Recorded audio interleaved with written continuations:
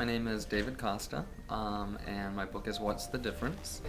I taught first grade and graduate school for 10 years, and I was on math committees, and we had all kind of, committees that were looking for special math programs, and no matter what math program we got, kids did really well up until subtraction. And it's because none of the programs taught subtraction really well. They always taught it as takeaway. And most of subtraction is the difference between numbers. It's why kids have difficulty later on with telling time or counting money or even negative numbers in algebra. It's because they don't understand that most of subtraction is difference. So that's why I decided to write the book, because I started teaching it in my class, and it's very cliche, but it made a huge difference in kids' understanding. And I was just shocked that with all the math tools out there that it wasn't one. So I was like, well, I'm going to create one.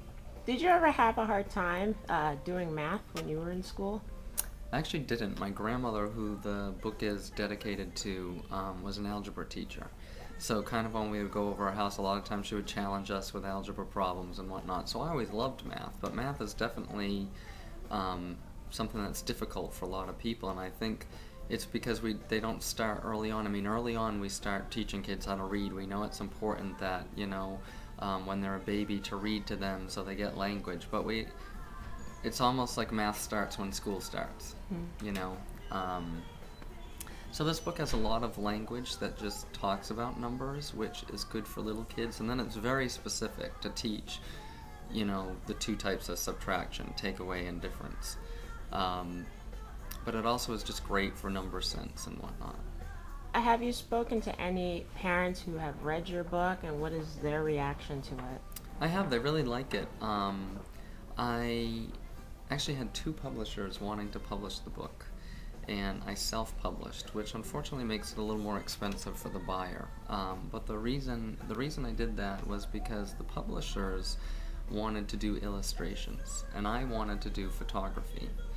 Because I knew that I wanted to take things like, for example, gummy bears, things that kids see every day and know.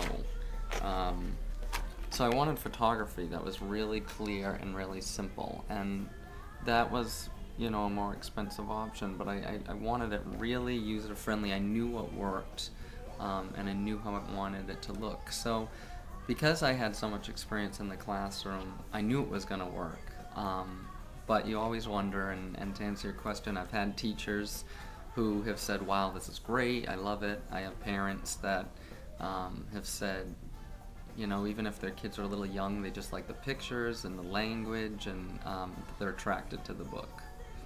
So is there going to be another book? I don't know. We'll see how this one goes. I mean, a lot of it is getting the word out there. Work for me, but no, I definitely have some other books. I mean, I have stories that I'd like to do, but I also have a couple of ideas of just things that are missing in curriculums that would be helpful. And it's not always exciting. I mean, we like Captain Underpants, and we like, The True Story of Halitosis, and all these funny books, which those are the books that I really enjoy.